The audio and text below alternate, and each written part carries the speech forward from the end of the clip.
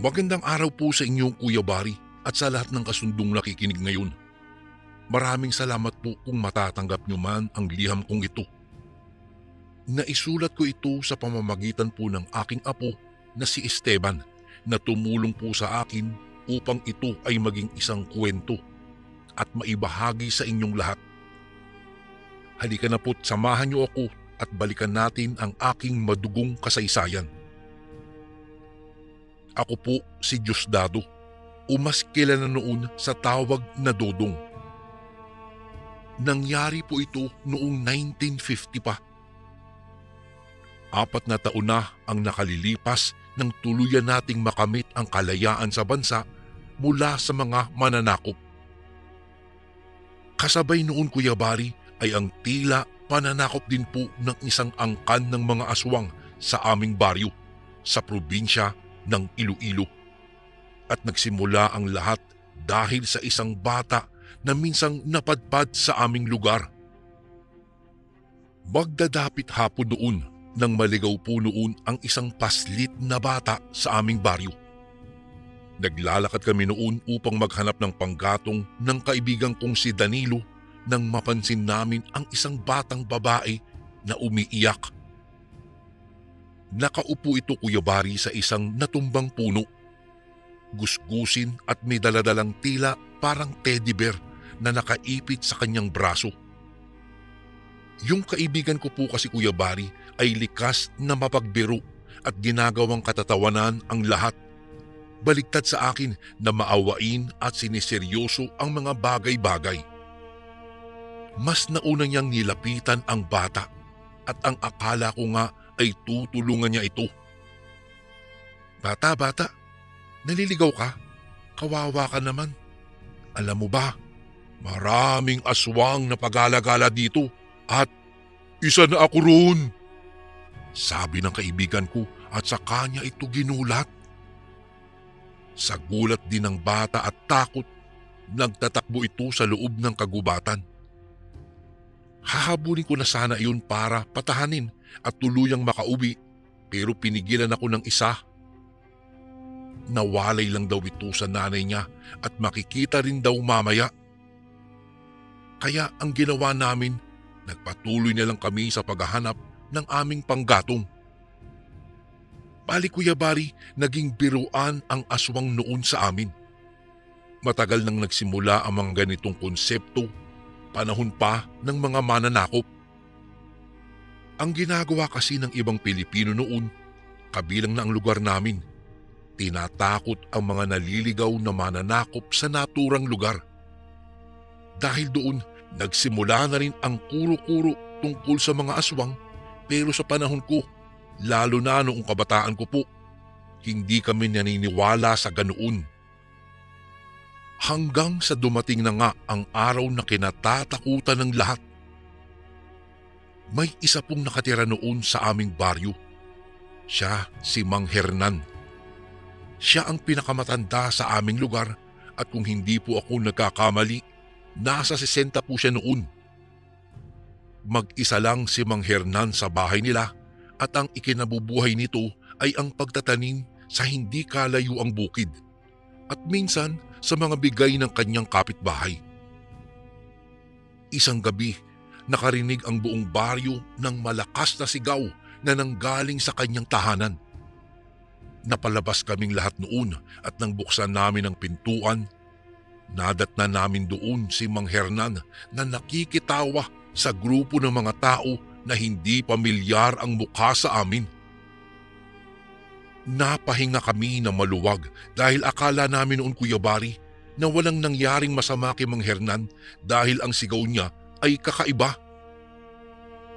Ipinakilala niyang mga kamag-anak niya ito, ang pamilya Salazar na binubuo ng 3 binata, ama, ina at napatingin ako sa isang bata na nakayakap dito.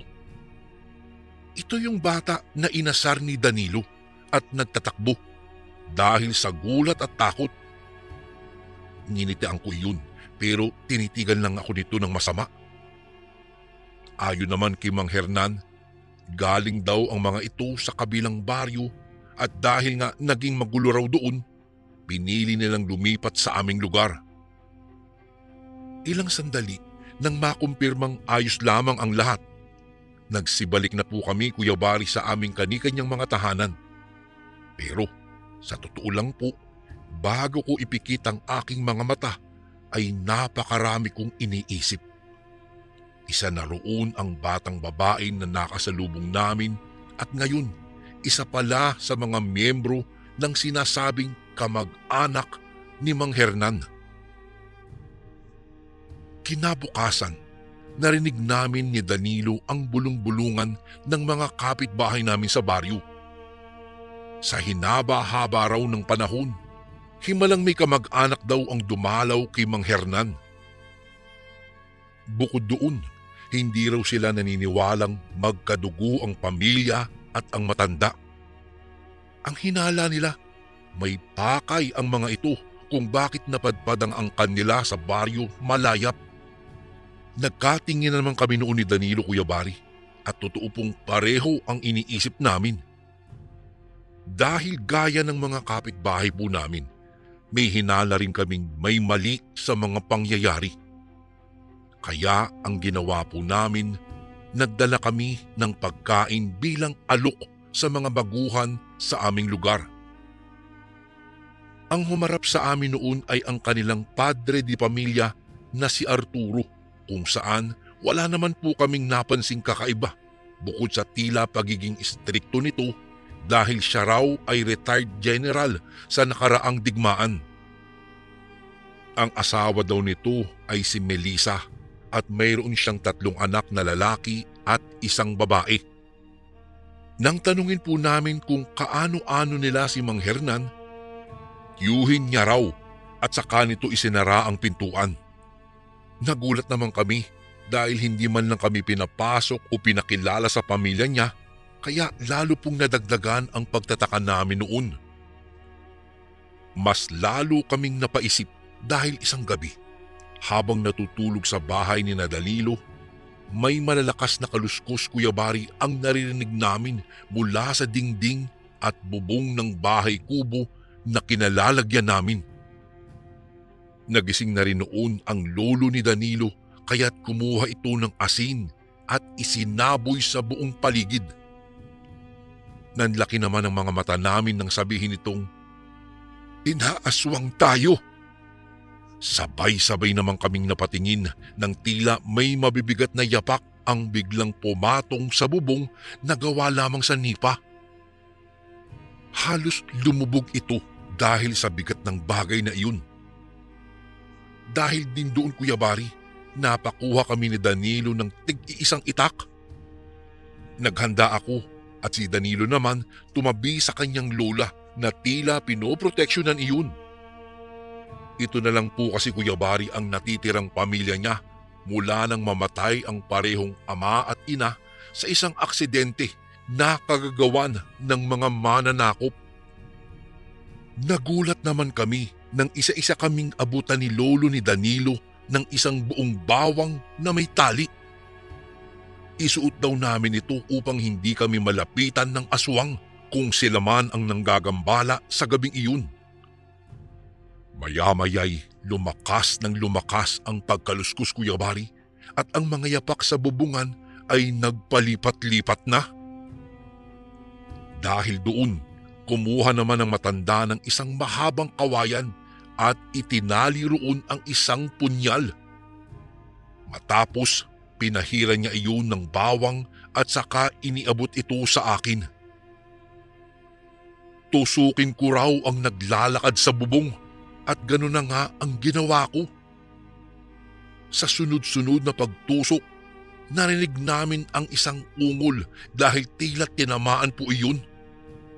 Sunod kong tinusok ng malakas ang dingding na gawa lamang sa nipa. Nakarinig din kami roon ng ungol at ilang sandali, biglang tumigil iyon. Muling nagsaboy ng asin ang matanda sa paligid at sama-sama kaming nanalangin.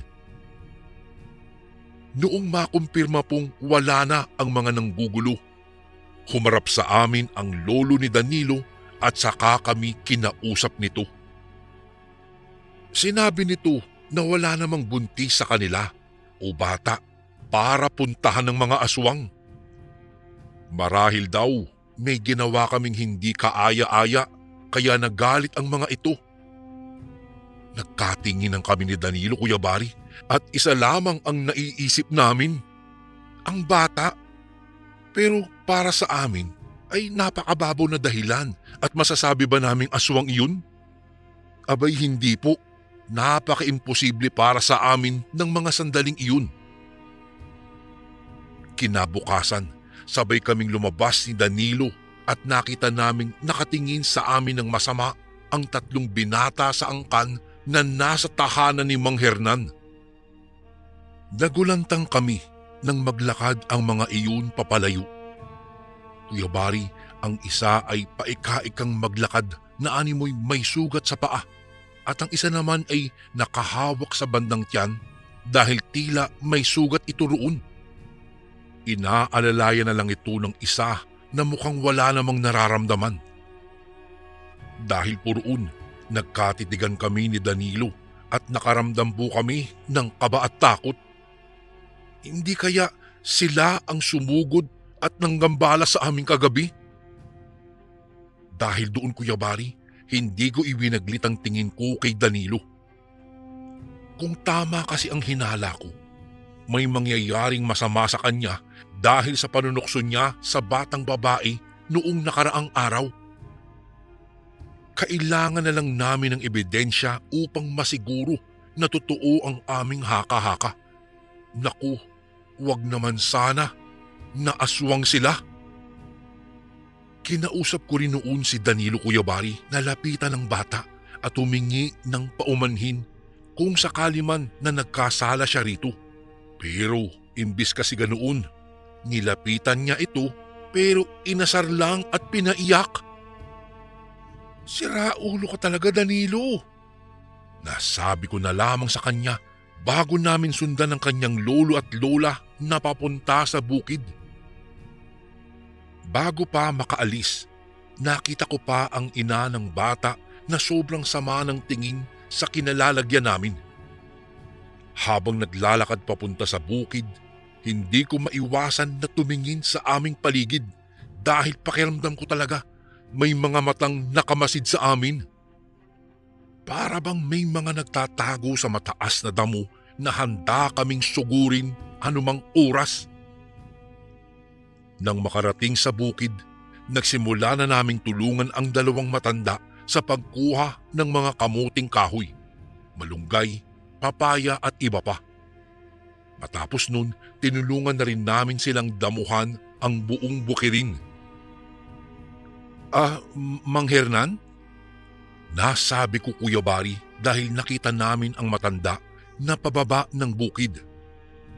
Tila nanggaling ito sa itaas, kaya takang-taka kami dahil hindi niya naman iyon gawain at matanda na siya para magawa ang ganitong bagay. Nang mapadaan siya sa harapan namin, ngumiti lamang siya at nagpatuloy. Nadagdagan naman ang aking pagtataka dahil hindi ito pakuba o mahinang maglakad, kung hindi tila isang lalaki na wala pang edad. Nagtawanan pa nga ang lolo at lola ni Danilo dahil tinalo raw sila nito. Nung tumanda ay saka lamang daw masumigla. Pero sa isip ko noon, Kuya Bari, may mali talaga. Habang pababa ng bukid upang umuwi na, napahinto ang lolo ng kaibigan ko. Tila nakikinig ito sa paligid kaya ganoon din ang ginawa namin. Nabigla kami nang sabihin itong ilabas namin ang mga itak o gulok na daladala namin. Mula sa kung saan, nakarinig kami ng tunog ng ibon. Sabi ng matanda, kapag mahina raw ito, maghanda na kami. Noong mga sandaling iyon, Kuya Bari, dapit hapon na at malapit ng kainin ng dilim ang buong paligid. Ilang minuto po, Kuya Bari, na nagpapaikot-ikot ang tunog na iyon. Bigla naman iyong nawala at nung muling tumagal ang ilang minuto, nagpatuloy kami sa paglalakad pero Nakatutok ang aming mga itak na animoy mga mandirigma sa gitna ng matataas na damo. Noong pababa na kami sa kapatagan at dadaan na sa malawak na kagubatan, isang itim at malaking figura na kung anong ibon ang biglang sumalubong po sa amin. Sabay-sabay po kaming napayuko at nang muli itong susugod, sama-sama naming iyong pinagtataga. Sa bilis ng malaking ibong iyon, hindi namin ito matamaan. Muli itong sumugod at sinunggaban si Danilo. Doon, nakita namin ito ng malapitan. Hindi lamang pala ito isang malaking ibon, kundi hugis tao, pero napakaitim ng buong katawan. May makakapal na balahibo at mahahabang pakpak na tila parang sa paniki. Sumugod ako at nang tatagain ko na ito, nasipa iyon ni Danilo kaya't muling lumipad ng napakataas. Nang tignan ko ang liig ng aking kaibigan, wala na pala roon ang bawang na ginawang kwintas ng kanyang lolo. Nahulog yata ito sa kung saan habang pababa kami. Nang muling sumugod ang itim na ibon na parang tao, mabilis kong binuksan ang basket na dala ng kanyang lola at dumampot doon ng asin. Malakas ko iyong isinaboy sa ibon at narinig namin ang ungol ng sakit mula rito. Sumigaw ang lolo nito na tumakbo na, kaya naman ganoon na nga ang aming ginawa. Ilang minuto, sa wakas nakarating na kami sa pinakabaryo namin at agad kaming sinalubong ng mga kapitbahay. Nang banggitin namin at kumpirmahing may aswang nangang paghalagala sa aming lugar, agad silang nagsipasok sa kani-kanilang mga bahay. Isinara ang pintuan pati ang mga bintana. Nang pabalik na kami ni Danilo sa bahay nila, Kuya Bari, sinalubong kami ni Arturo at tinanong kung anong mayroon at ano ang nangyayari. Pautal-utal pa nga naming sinabi, kahit nag-aalinlangan na may aswang sa baryo namin. Nagulantang po kami dahil imbis na magulat o magalit ito kung sila man iyon, humalakhak ito ng napakalakas at saka sinabing, "Natatakot kayo sa aswang? Natatakot ka ba sa aswang?" Sinabi niya iyon sa harap ni Danilo at tila tinatakot pa ito. Yumuko na lang kami at saka naglakad paalis. Nang makarating kami sa bahay ng kaibigan ko, mabilis din namang isinarado ang pintuan at mga bintana. Pagkatapos, saka ko siya kinausap na ang ginawa ni Arturo ay gaya ng pananakot na ginawa niya sa batang babae na nakita namin noong kami nangangahoy. Isinalaysay ko sa kanyang hindi basta nagkataon lamang ito dahil kung isasama ang pang-aaswang kagabi, ang kansila ng aswang na dumayo sa aming baryo. Ang hindi ko lang sigurado ng mga sandaling iyon, Kuya Bari, si Mang Hernan. Sinasabi mong kasalanan ko kung bakit nagkaroon ng aswang sa lugar natin? Matapang pa na tanong ng kaibigan ko sa akin. Maaaring hindi pero ang pagdayo nila sa baryo natin, marahil oo Danilo. Ba't kasi pare lahat ng bagay ginagawa mong biro, ni ang paghingi ng tawad ay hirap na hirap para sa iyo? Sagot ko naman sa kanya. Nabigla na lang ako, Kuya Bari, nang damputin nito ang isang itak at lumabas ng bahay na iyon. Nang silipin ko naman sa bintana, papunta ito sa bahay ni Mang Hernan. Sinabi ko naman sa lolo't lola niya na manatili sa loob at ako na lamang ang kakausap sa apo nila. Kumuha na rin po ako ng itak at inilagay iyon sa aking gilid. Naiinis akong tumungo rin sa tahanang pinuntahan ni Danilo. Pagdating doon, Kuya Bari, nagulat ako dahil nakaakbay na si Arturo sa balikat ni Danilo. Napakunot ang noo ko nang tumingin sa akin ang kaibigan ko at nakangiti. At wala na sa kamay niya ang daladala niyang itak. Nanigas ako sa kinatatayuan ko, natakang-taka nang sabihin ni Mang Hernan na sasabay muna sa hapunan nila itong si Danilo at saka isinarado ang pinto. Hindi ko alam ang gagawin ko ng mga oras na iyon dahil sa bukod sa nagtataka, may takot na tumatakbo sa puso't isipan ko. Nang tuluyan pong pangunahan na ng takot, bumalik ako sa bahay ng kanyang lolo't lola. Sinabi ko sa mga ito ang naganap at natulala rin sila dahil sa pagtataka.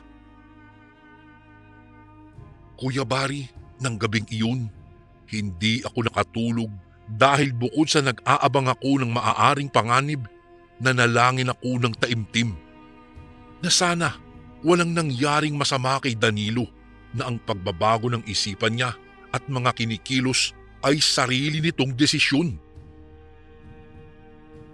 Noong sumapit po ang umaga, agad ko siyang pinuntahan sa bahay ni Mang Hernan. Nang kakatok na po sana ako doon, nagsalita ang isang pamilyar na boses mula sa likuran ko. Ayos na kami, Dodong. Nakahingi na rin ako ng tawad sa kanila kaya ng sinabi mo. Siya nga pala, samahan mo ako ulit sa bukid. Pinapakuha ko ni na lolo ng papaya at malunggay. Si Danilo iyon, Kuya Bari, at nakangiti niya iyong sinabi sa akin. Sinundan ko siya, pero sa isip ko ng mga sandaling iyon, kailangan kong maghanda dahil may mali sa mga nangyayari. Papaanong kukuha ng papaya at malunggay? Kakukuha lang namin kahapon. Alam kong palabiro ito si Danilo, pero hindi ito basta-basta magsisinungaling sa harapan ko. Noong padaan na kami sa kagubatan, napansin ko po, Kuya Bari, na may kakaiba sa lakad nito. Doon ko napagtanto na hindi ang kaibigan kong si Danilo ang kasama ko ngayon, kung hindi isa sa mga anak ni Arturo. Doon ko lang din naunawaan na mukhang may kakayahan ang angka nila na magpalit o manggaya ng anyo ng iba. Nang maalala ko rin si Mang Hernan na biglang nagbago ang mga kinikilos, sinipa ko po ng malakas si Danilo. Hinugot ko ang daladala kong itak at saka itinutok ito sa kanya. Nasaan ang kaibigan ko? Nasaan si Mang Hernan? Kuya Bari, iyon ang diretsyo kong naitanong sa kanya dahil malakas ang kutob at hinala ko sa pagkakataong iyon. Nagdahilan pa ito, pero nang ilalapit ko na ang talim ng itak na may bahid ng bawang sa liig niya, nagsalita at umamin ito. Sinabi niyang nasa baryo lang namin si Danilo at Mang Hernan. Matapos ko itong kausapin, Kuya Bari, agad ko siyang itinali sa may isang kalakihang puno gamit ang mga nagkalat na baging sa paligid. Nang sandali akong tumalikod at muling humarap dito, hindi na iyon wangis ni Danilo kung hindi isa sa mga anak ni Arturo. Binantaan pa nga ako nitong uubusin ng angkan niya ang mga tao sa baryo namin, kaya mabilis kong tinakpan ang bibig niya at ang mga mata niya gamit ang tela mula sa damit na suot ko. Bago ako umalis sa kinalalagyan nito, kumuha ako ng malaking sanga at malakas kong inhampas ito sa ulo niya. Dahil doon, agad itong nawalan ng ulirat. Mabilis pa sa 4:00 ang pagtakbong ginawa ko pabalik sa aming pinakabaryo. Pagdating doon, nakita kong nakabukas na ang pintuan ng bahay ni Mang Hernan. Pagpasok ko, Kuya Bari, may naamoy akong mabahong amoy. Para ba itong patay na hayop o daga? Wala akong taong nadatnan sa loob, kung hindi isa lamang na may kalakihang baul. Dala ng kuryosidad, binuksan ko ito. Nang buksan ko iyon, tumambad sa harapan ko ang umaalingasaw na bangkay ni Mang Hernan. Nakabaluktot ang buong katawan nito. Parehong nakatali ang mga kamay at paa. May takip ang mga bibig nito at ang isa sa nagpasuka sa akin, butas ang tiyan nito at wala na ang mga lamang loob niya. Napamura ako at nagsuka ako habang lumalabas sa bahay na iyon. Agad akong nagsisigaw ng tulong at nagulantang din ang aming mga taga-baryo. Agad ko ding pinuntahan ng lolo at lola ni Danilo at ibinalita sa kanila ang masamang pangyayari. Halos lumuha ang matandang babae nang malaman po iyon. Pinalakas ko ang loob nila at sinabing buhay pa si Danilo dahil wala ito roon at tanging bangkay lamang ni Mang Hernan ang natagpuan ko. Kuya Bari, may panginginig pa man at takot sa buong katawan. Inaya ko ang mga kalalakihan sa baryo na puntahan ang isa sa mga miyembro ng angkan na tinali ko sa gitna ng kagubatan. Pagkarating namin doon, nakita namin itong umuungol. Mabilis iyong inalis sa pagkakatali at hinawakan ito ng mahigpit. Sa galit ng mga taga-baryo, binugbog nila ito. Pinagsusuntok, pinagsisipa at pinaghahampas ng mga hawak na bagay. Nagtuluyang manghina, tinanong ko siya kung nasaan ang angkan niya at saan dinala si Danilo. Noong una ay ayaw nitong magsalita talaga. Ngunit nang lumapit ang lolo ng kaibigan ko at ipinahid sa mukha nito ang bawang, nagsalita bigla iyon.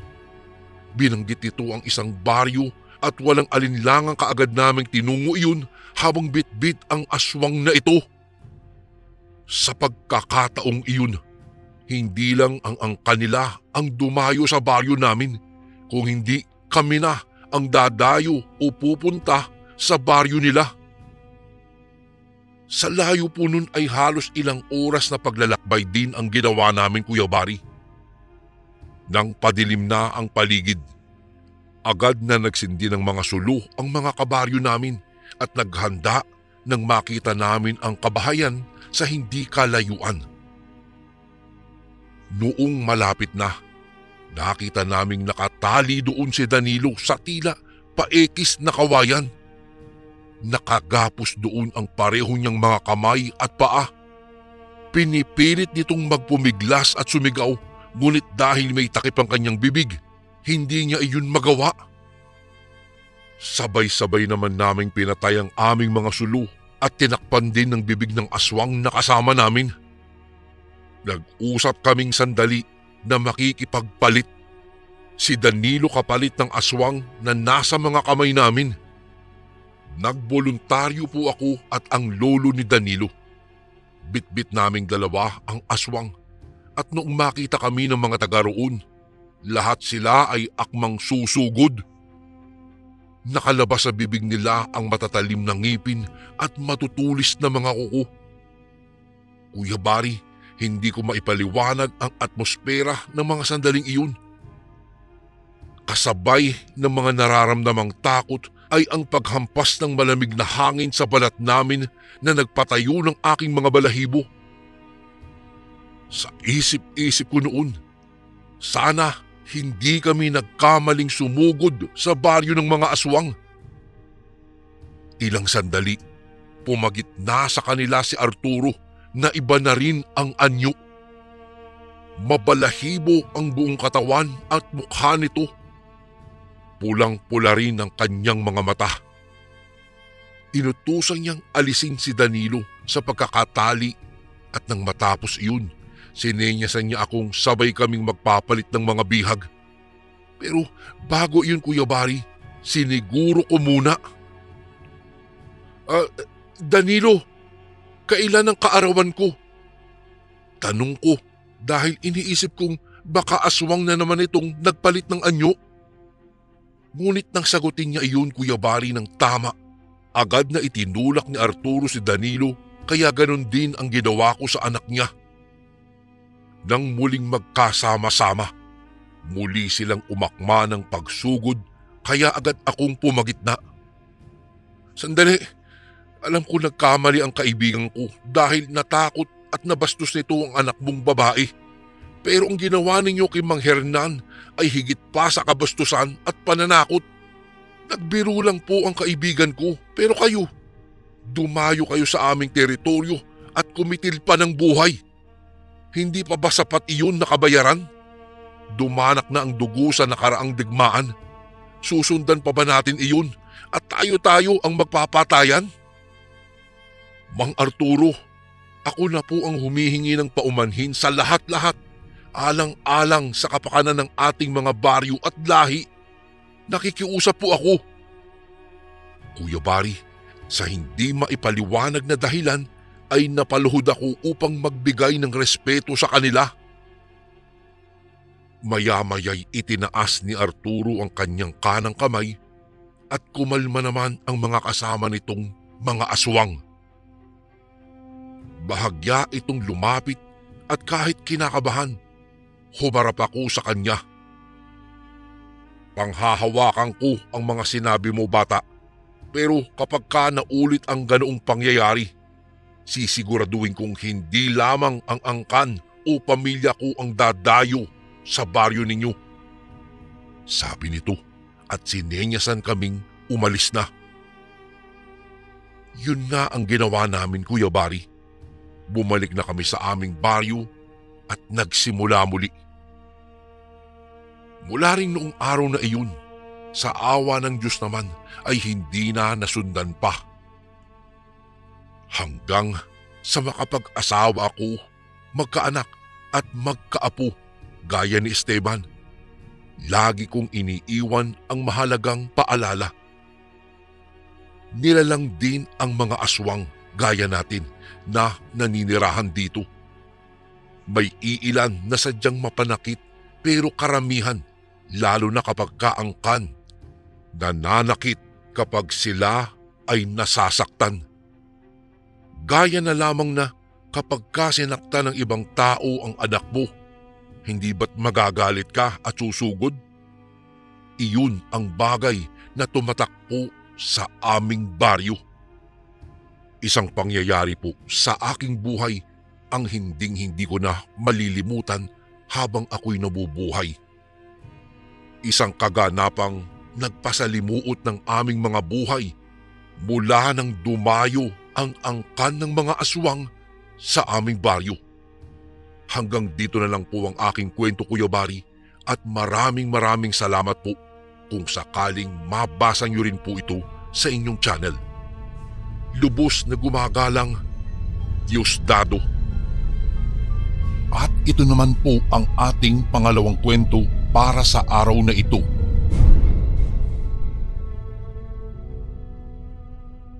Isang magandang gabi po sa inyo, Kuya Bari. Ang kwentong isasalaysay ko po ay kwento ng aking lolo na tawagin na lang natin sa pangalang Manolo. Ito pong si Lolo Manolo ay aminadong mainitin ang ulo noong kabataan niya. Marami na silang nakasagupa sa iba't ibang baryo, ngunit wala ni isa sa kanila ang lumalaban sa kanilang magkakabarkada. Dekada 80 noong maranasan niya ang isang pangyayari na hinding-hindi po niya malilimutan. Piyesta po noon sa isang liblib na lugar sa Negros. Inimbitahan siya ng kanyang kabarkada sa inuman na itago natin sa pangalang Manuel.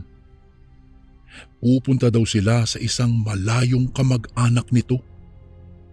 Kasama nila ang iba pa nilang mga kaibigan na sina Carlos at Adolfo. Umalis sila, siguro po ay mga 10:00 ng umaga. Malayo-layo daw po ang lugar na kanilang pinuntahan. Sumakay pa sila ng tricycle at naglakad pa mula sa sentro ng baryong iyon na hindi ko na lamang po papangalanan. Tinahak nila ang daan papunta sa pinakadulong baryo. Nadaanan pa nila ang isang malawak na tubuhan at matataas na talahiban. Mga 15 minutos ang kanilang nilakad bago sila nakarating sa lugar. Malapit ng mag-alas 12 ng tanghali noong sila ay dumating sa lugar na iyon. Noong makita sila ng kamag-anak ni Manuel ay sinalubong sila kaagad nito. Tawagin na lang natin ang kamag-anak nitong si Ador. Nagpalinga-linga ang aking lolo Manolo. Napakalawak daw ng bakuran nila Ador.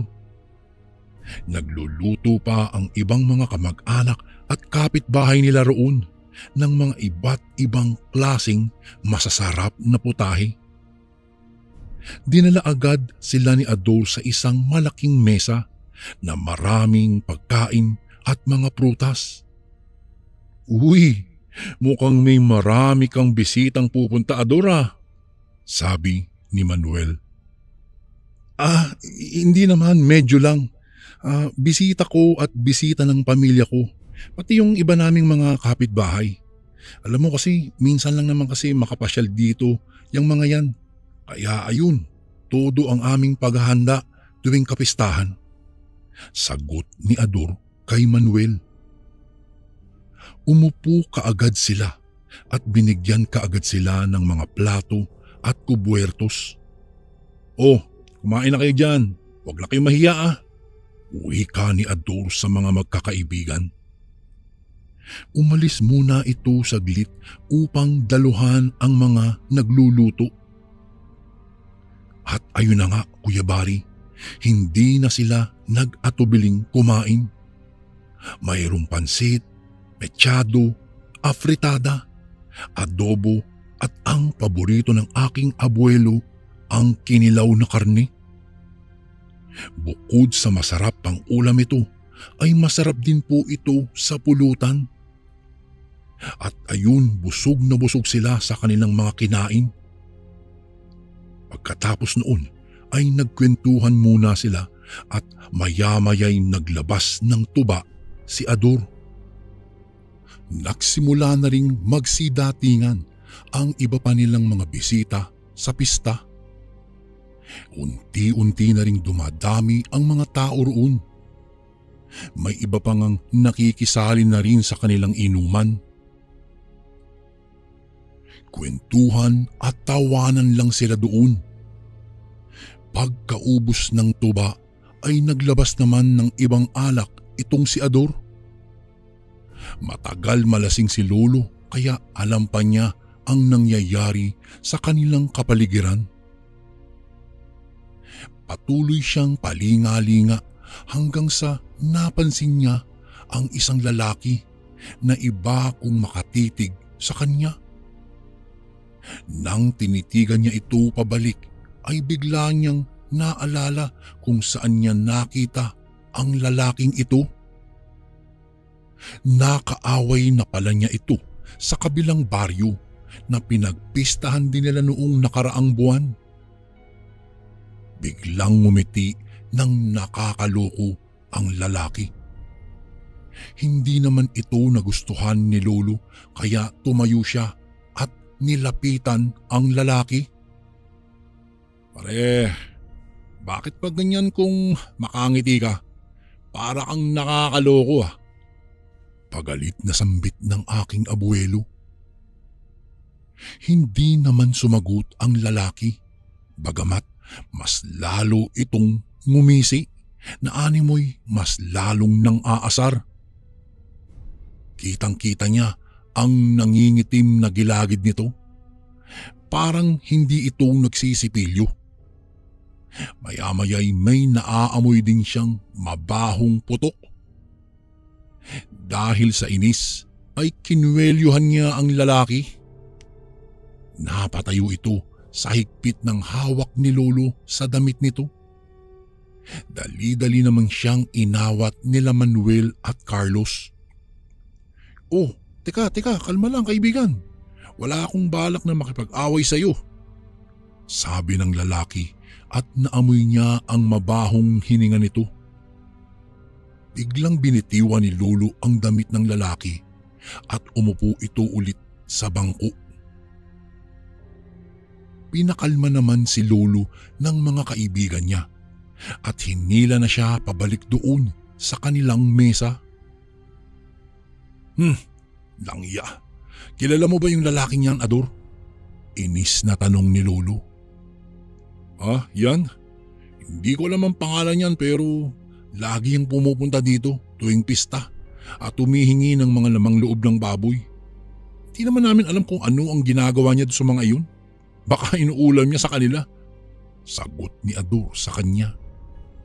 Ay nako, hayaan mo na lang pre. Huwag mo na lang intindihin yan at hindi naman nananakit yan. Maya-maya'y tumayo ang lalaki at naglakad papunta doon sa mga nagluluto. Sinundan naman ng tingin ito ng aking abuelo hanggang sa nawala sa kanyang paningin ito. Nalibang sila sa kanilang pag-uusap hanggang sa naubos ang kanilang pulutang kinilaw. Humingi si Ador ng dagdag na kinilaw sa isang kamag-anak nito. Maya-maya'y dumating na ito, ngunit hindi na nila napansin kung sino ang naghatid ng kinilaw na karning baboy sa kanilang mesa dahil abala sila sa pagkukwentuhan. Habang nag-iinom ay nilantakan kaagad ito ni Adolfo. Si Adolfo po, Kuya Bari, ang kabarkada nilang tirador ng mga pulutan. Iba-iba ang kinakain nito kaya't hindi na nakapagtataka na maya-maya'y biglang sumakit ang tiyan nito. Namilipit ito sa sakit at biglang tumakbo sa likod bahay upang magsuka. Oh, ano nangyari doon? Tanong ni Carlos. Ay nako, naparami yata ng kain kaya ayun sumakit ang tiyan. Siba kasi. Sagot naman ni Manuel at hindi nila mapigilang magtatawa. Yan ang napapala pag tirador ka ng pulutan, di ba? Kung ano-ano kasi kinakain eh. Dagdag pa ni Carlos. Habang sila'y nagkakasiyahan, kumuha ng isang kutsarang kinilaw itong si Lolo sa mesa.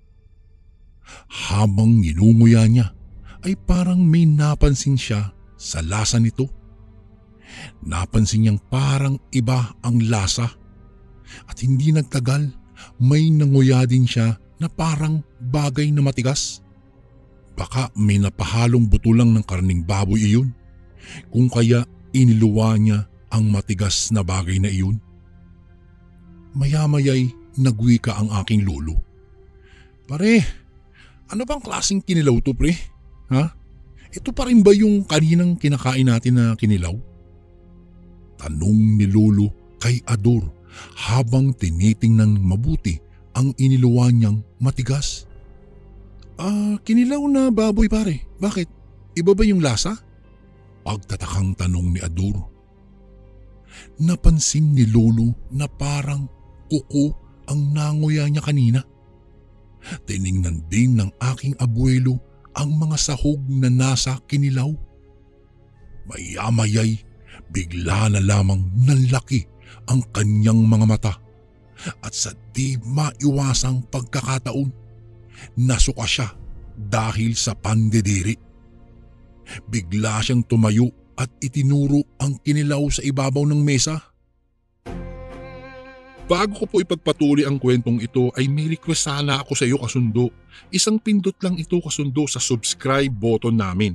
Malaking tulong po ito sa amin kasundo upang mapagpatuloy pa namin ang mas marami pang magagandang kwento. Salamat sa pag-subscribe mo, bagong kasundo.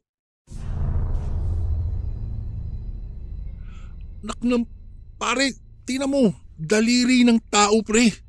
May nakahalong daliri dyan. Daing ni Lolo Manolo habang pinipilit na magsuka. Nakita nila ang mga pira-pirasong bahagi ng kamay ng tao sa kanilang pulutan.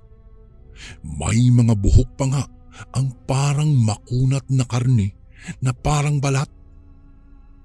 Itinapon nila agad ito ng kanyang mga kaibigan at sinimulang tignan ang iba pa nilang pagkain. Wala naman sa ibang pagkain. Tanging nasa kinilaw lang ang may halong parte ng katawan ng tao. Gulat na gulat ang magkakaibigan. Pinipilit namang ilabas ng mga taong nakakain na ng kinilaw ang kanilang mga nakain.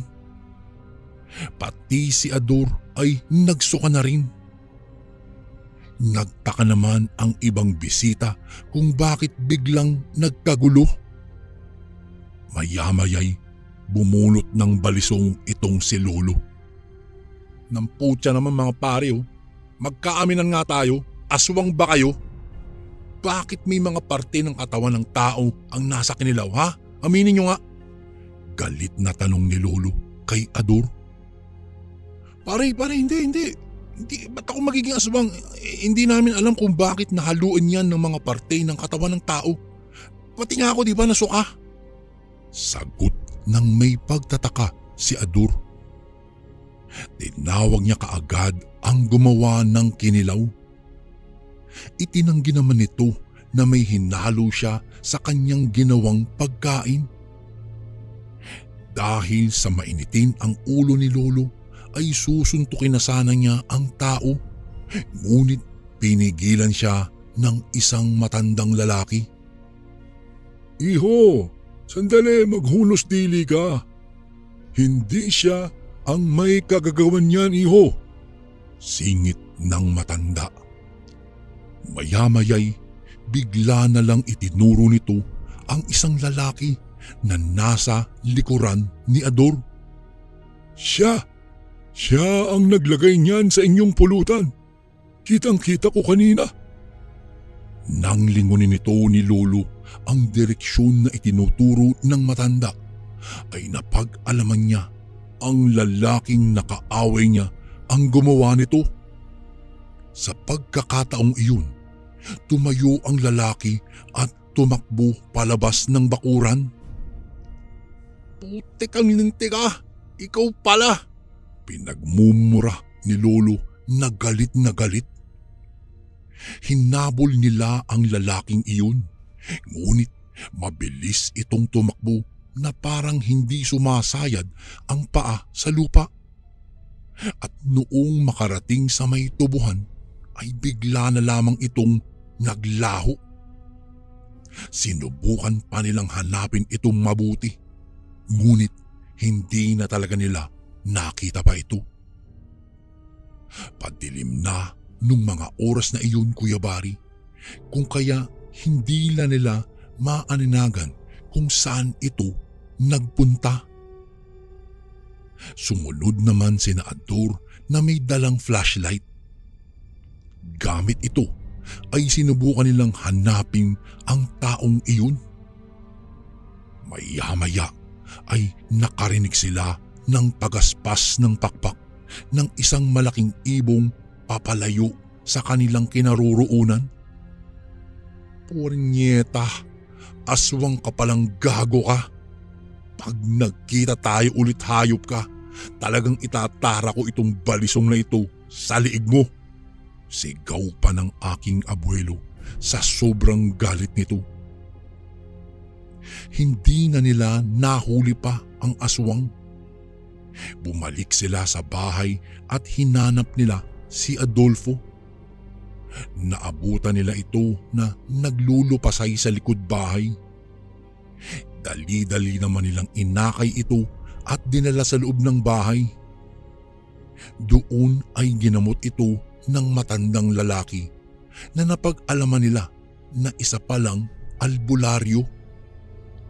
Pilit na pinaiinom ng matanda itong si Adolfo ng isang klaseng inumin na hindi nila alam kung ano ang laman. Pagkatapos noon ay nagsuka ulit ito at nailabas ang lahat ng kanyang mga kinain. Upang makasigurado ay pinainom din sina Lolo at ang iba pa nilang kainuman na nakakain ng kinilaw. Ano ba ang kasalanan niyo sa lalaking iyon, iho? Tanong ng matandang albularyo. Napansin ko kasi, sa inyong mesa lang yata siya naglagay ng kinilaw na may halong daliri ng tao. Talagang Sinadya niya na doon sa mesa niyo ilagay ang pulutang iyon. Ay naku, ewan ko ba. Nakaaway kasi namin yun, Manong, sa kabilang baryo. Iba kasi kumakatingin ng lalaking yun. Hindi naman namin akalain na isa pala iyong aswang. Kung alam lang namin ay sana tinuluyan na namin iyon. Sagot naman ni Lolo na inis pa rin. Ganun ba? Pero tingin ko wala naman siyang intensyon na patayin kayo mga iyo. Mukhang ang gusto lang niya ay ang makaganti sa inyo. Sabi ng matanda. Huwag kasing idaan sa init ng ulo ang lahat mga iho. Matuto din tayong habaan ang ating pasensya. Dahil sa winika ng matandang iyon ay napangiti lang ang aking lolo. Dahil po sa pangyayaring iyon, Kuya Bari, ay binago na ni Lolo ang kanyang sarili. Hindi na siya naging mainitin ang ulo. Kakausapin niya muna ng mahinahon ang isang tao bago niya ito husgahan. Magpas hanggang ngayong, Kuya Bari, ay hindi pa rin malilimutan ng aking abuelo ang taong iyon.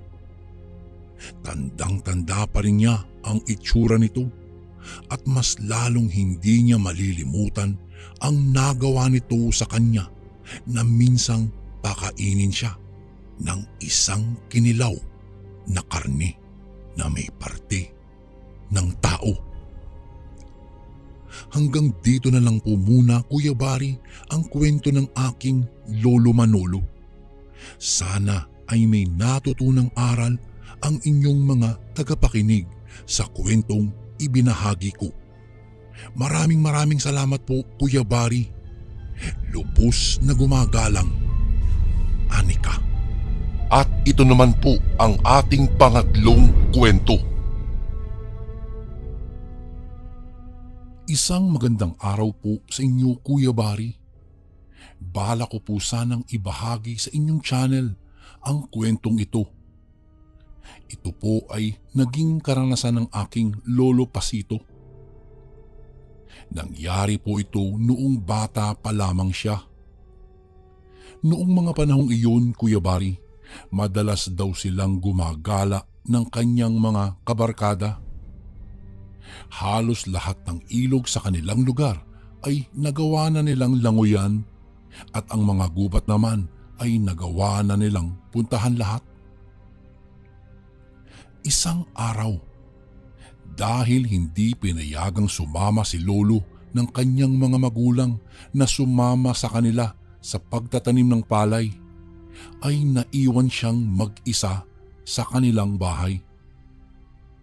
Ang ginawa na lang ni Lolo ay tumambay siya sa labas ng kanilang bahay. Noong nasa kalagitnaan siya ng kanyang pagtatambay, noong matanaw niya ang isang matandang madalas na dumaan sa kanilang bahay at saka naglalako ito ng karne at saka tapa. Hindi nga lang sila bumibili doon dahil sa iilang mga dahilan. Totoo kayang aswang ang matandang yan? Tanong niya sa kanyang sarili. Tinanaw ko na lang ang matandang naglalako at nang medyo malapit na siya, dali-daling pumasok sa loob ng kanilang bahay itong si Lolo at saka isinara ang pinto. Sumilip na lamang siya sa isang siwang sa kanilang dingding at saka tiningnan ang matandang lumampas sa kanilang bahay. Ano kaya kung sundan ko siya? Tanong niya sa kanyang sarili. Kahit kasi nakakaramdam siya ng takot, nais pa rin niyang matuklasan kung bakit parang iwas na iwas ang kanyang mga magulang sa matandang iyon. Noong mismong panahong iyon, Kuya Bari, bumaba sa kanilang bahay itong si Lolo. Palihim niyang sinundan ang matanda na sa kanyang hinuha ay pauwi na rin. Kailangan malaman ko kung ano ang sikreto nito sabi ni Lolo sa kanyang sarili. Sinundan niya ang matandang naglalako ng tapa. Ngunit sa tuwing napapalingon iyon ay siya ring pagtago niya. Alam niya kasing malaki ang posibilidad na pagalitan siya ng matandang iyon. Subalit dahil sa bilis ng kanyang paglalakad ay naabutan niya iyon. Wala na siyang nagawa pa kung hindi ang batiin na lang ang matanda. Magandang araw po, Lolo Lucio. Bati ng aking lolo. Napatingin naman sa kanya ang matanda at saka medyo napangisi. Anong kailangan mo?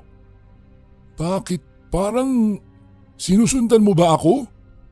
Tanong sa kanya ng matanda. Nataranta at napangiti na lang si Lolo sa kanya at saka mahinang nagwika. Lolo, nais ko sanang matikman ang tapa niyo kaso hindi naman bumibili ang aking mga magulang sa inyo Sabi na lang ng aking lolo.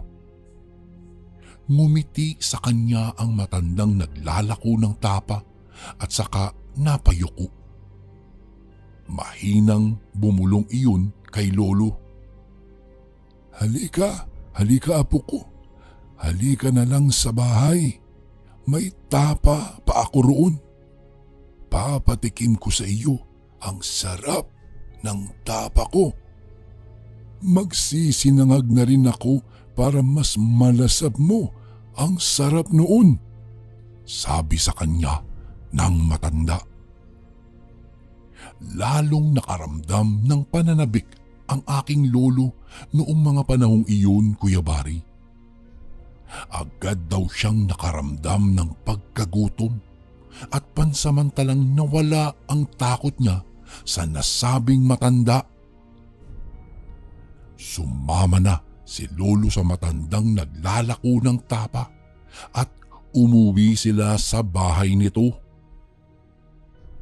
Pagkarating nila sa bahay ng matanda, agad na napansin ni Lolo Pasito ang mga nakasabit sa sampayan. Ito'y mga balat ng hindi matukoy na hayop na tila pinatutuyo. Nagpalinga-linga pa si Lolo at napansin niyang may kalumaan ang bahay ng nasabing matanda.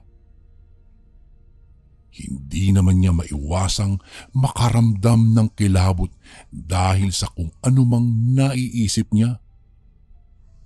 Halika iho, halika sa loob, sabi ng matanda sa kanya. Tumango si Lolo sa kanya at sumunod na lang siya sa likuran nito. Pagkapasok nila sa loob ng bahay ng matanda ay sinalubong siya ng nakasula-sulasok na amoy. Ano yan? Tanong ng aking lolo. Naku, pasensya na apo.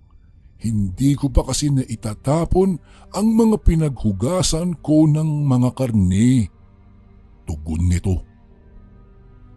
Napangiti naman sa kanya si Lolo at saka sinabi niyang ayos lang iyon.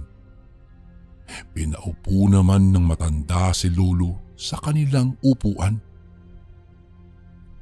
Ilang sandali pa, nagpaalam iyong magluluto lang ng sinangag. Napatango na lang si Lolo sa matanda at saka sinabi niyang maiiwan lang siya doon sa sala. Noong wala na ang matanda, nagpalinga-linga itong lolo ko. Nilibang niya ang kanyang sarili sa pagtingin-tingin sa paligid. Ano kaya ang laman ng bangang ito? Nagtataka si Lolo dahil nakita niya iyong malapit sa mga nakasampay na maninipis na mga karne. Nang mga sandaling iyon, naisipan ni Lolo ang bumaba sa bahay ng matanda. Ano kaya ang laman nito? Tanong niya sa kanyang sarili.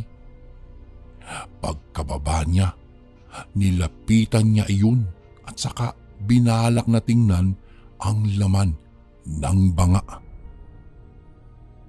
Bago pa man niya kunin ang takip ng nasabing banga, napalingon siya sa maninipis na karning nakabilad. Karne ba ito ng baboy? Tanong niya sa kanyang sarili. Noong akmang bubuksan na sana niya ang banga, subalit dumungaw bigla sa bintana ang matanda. Ay, ano bang ginagawa mo riyan? Halika na at luto na ang sinangag ko. Mainit-init din itong tapa, kaya tiyak na masasarapan ka po. Dali-dali namang bumalik sa loob ng bahay si Lolo at saka sumama siya sa matanda sa pagpasok sa kusina. Pagkadating nila doon, agad na napansin ni Lolo ang mga mantsa ng dugo na nasa kawayang sahig. Magtatanong pa sana siya, subalit nalanghap niya ang niluto ng matanda. Halika, kumain ka na. Anyaya ng matanda sa kanya. At ayun nga, Kuya Bari, hindi na nag-atubili pa si Lolo Pasito at sumalo siya sa pagkain ng matanda. Habang ginunguya niya ang masarap na tapa, hindi niya maiwasan ang mamangha. Wow! Ang sarap ng tapa niyo, Lo. Parang kakaiba po talaga ito Bulalas ng aking abuelo. Napangiti lang sa kanya ang matanda at saka sinabihan siya nitong kumain lang ng kumain. Habang abala sa pagkain ang aking abuelo, ay may napansin siya sa sinangag. Ano kaya ito? Tanong niya sa sarili. Kinuha niya iyon gamit ang kutsara at saka tiningnan. Bigla na lang napalunok siya ng kanyang laway noong mawari niyang kuko ito ng tao. Paanong hindi na ipagpatuloy ni Lolo ang pagsabi niya noon? Bigla kasing hinablot ng matanda ang kuko na iyon at saka itinapon. Bago ko po ipagpatuloy ang kwentong ito ay may request sana ako sa iyo, Kasundo. Isang pindot lang ito, Kasundo, sa subscribe button namin. Malaking tulong po ito sa amin, Kasundo, upang mapagpatuloy pa namin ang mas marami pang magagandang kwento. Salamat sa pag-subscribe mo, bagong Kasundo. Ay! Pasensya ka na, wala iyon. Sige lang, pagpatuloy mo lang ang iyong pagkain. Wika ng matanda kay Lolo. Bahagya namang nakaramdam ng pangingilabot ang aking abuelo dahil sa inasal ng matanda. Parang nawalan na rin siya ng ganang kumain noon, Kuya Bari, kung kaya tumayo siya. Oh! Bakit tumayo ka na? Tapos ka na ba? Biglang tanong ng matanda kay Lolo nang siyang tinanguan naman niya. Ganun ba? Ang bilis mo namang mabusog. Teka, baka gusto mo pa ng tapa. Nagulat naman ang aking lolo at umiling si Lolo Pasito at saka sinabihan niya ang matanda na uuwi na siya. Lolo, pasensya na po.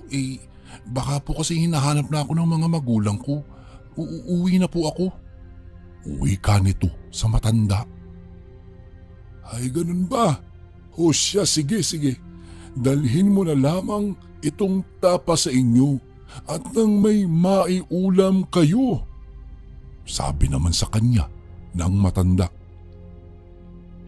Kahit na may pag-aalinlangan si lolo ng mga panahong iyon, kinuha niya iyon. Naglakad siya patungo sa pintuan ng kusina ng matanda at noong naroroon na siya, nilingon pa niya ito at laking gulat niya noong makitang ang kinakain ng matanda ay hilaw na karne na may mga dugo-dugo pa. Ano tong nakikita ko? Guni-guni ko lang ba ito? Muling tanong niya sa kanyang sarili. Nakaramdam ng takot si Lolo Pasito kung kaya't nagmadali siyang lumabas ng bahay ng matandang naglalako ng tapa. Nang naroroon na siya, naalala niya ang banga. Muli siyang napalingon sa bahay ng matanda at noong mawari niyang nasa kusina iyon, lumapit siya sa banga. Hindi ko alam, Kuya Bari, kung anong nasa isip ng aking lolo nung mga panahong iyon, kung bakit gustong-gusto niyang malaman ang nasa loob ng banga. Kung kaya't walang pagdadalawang isip niyang tinungo ang banga. Dahan-dahan niyang binuksan iyon at isang malakas na sigaw na lang ang kumawala sa kanyang bibig. Sus Mariosep!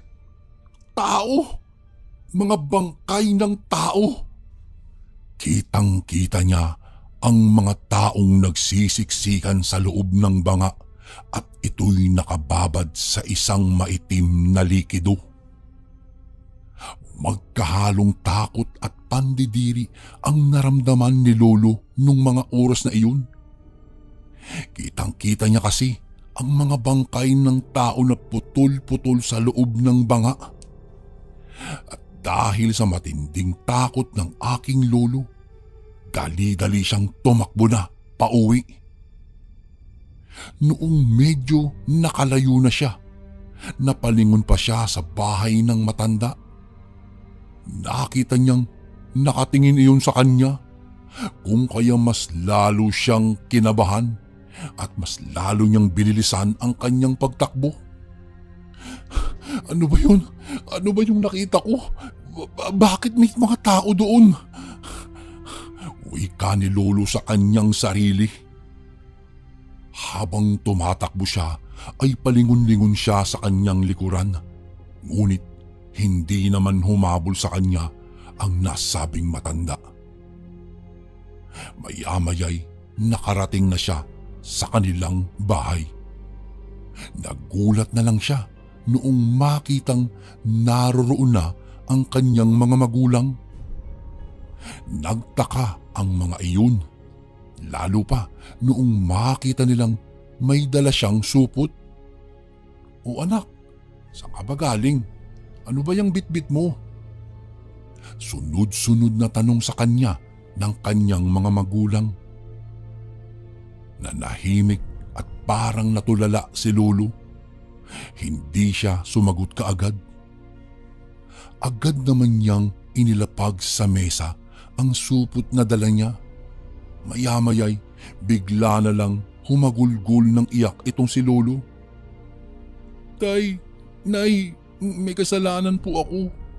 Pumunta po ako dun sa matanda kanina. May nakita po ako, tao. Tao po na nakita ko sa isang banga. Nakita ko pong putol-putol na katawan ng tao na nakababad po. Galing po dun sa matandang naglalako ng tapa. Itong dala ko po. Wika ni Lolo sa kanyang mga magulang. Nagulat naman at kinilabutan ang kanyang mga magulang sa sinabi ng aking abuelo. Agad namang tumayo ang ama ni Lolo at tumungo sa kusina upang kumuha ng kalamansi.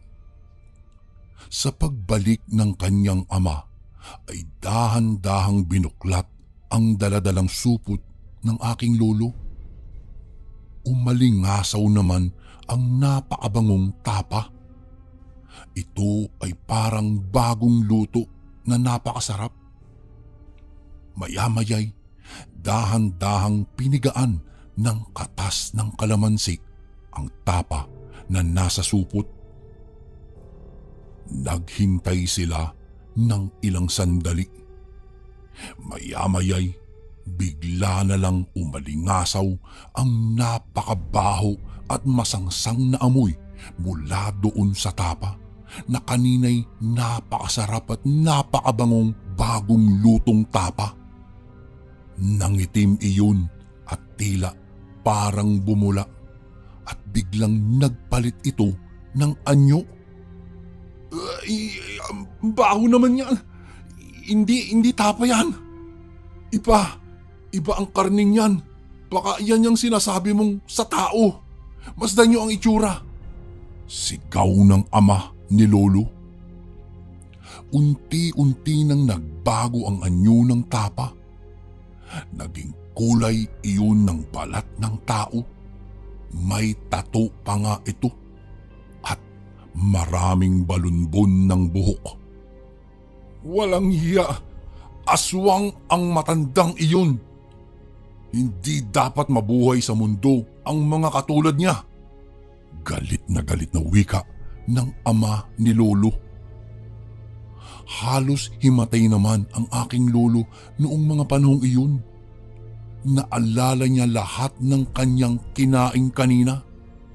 Kung kaya nagsuka siya ng nagsuka at pilit niyang inilalabas ang kanyang nakain.